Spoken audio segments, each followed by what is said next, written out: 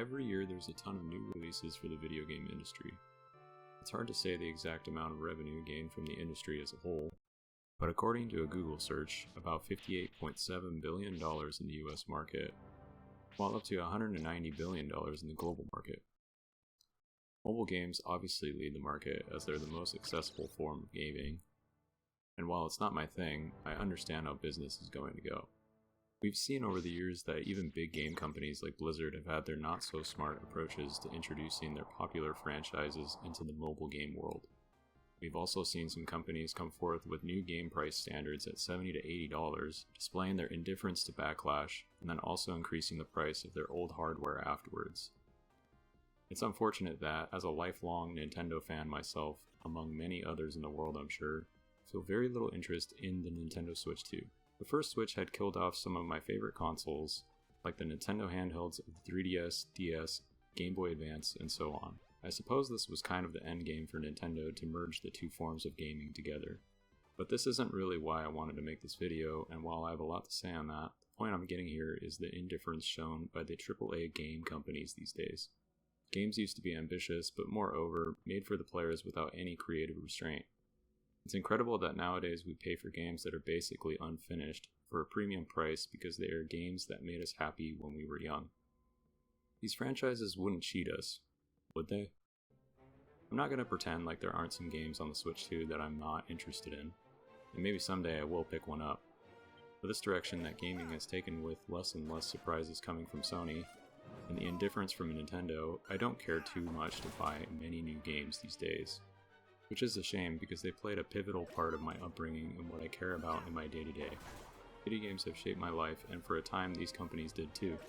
With the modern day, we've had a lot more available choices for independent games that are of very high quality, sometimes showing that there isn't really a huge need to pay AAA companies anymore.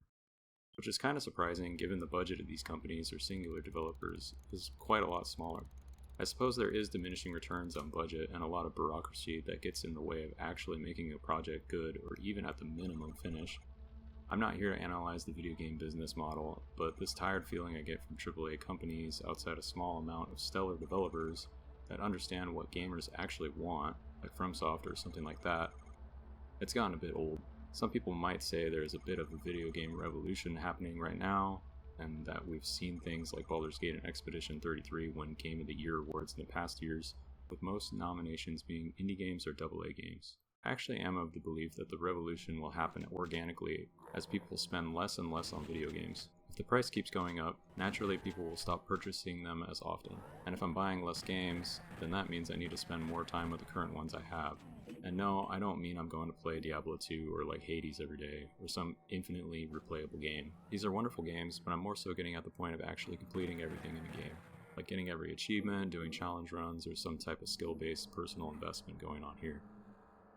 I largely abandoned skill-based games in favor of more story-driven experiences and playing classics that I missed out on, while I was too busy playing World of Warcraft in my adolescence. This isn't to say that I won't be buying new games, because I often do when they're on sale on Steam. I still spend a bit of money each year on new releases, but it's definitely less than it used to be. There are plenty of franchises that I can get into for less than $20, and probably even less than when they go on sale. And after completing all achievements in games, it feels like I have a finality with that game.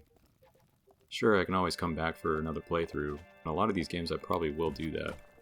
But the conclusive nature of it feels nice to have, instead of constantly finishing the story and buying the next thing people are talking about. Not that I ever do that anyways, except with certain franchises, but I believe this is becoming more and more of a common purchasing habit for more and more people. It's not a revolution, really, it's just kind of happening. I suppose there is a certain amount of development fatigue going on here on the AAA side of things that we are witnessing, and the consumer is not buying into it anymore.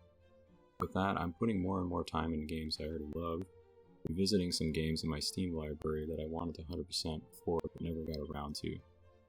I suppose that's the message of this video, that there is merit to replay those older games. In 2025, I went back and got all the achievements in Dark Souls 1, Elden Ring, Celeste, Crow Country, and the recent release of Dragon Quest 1 and 2.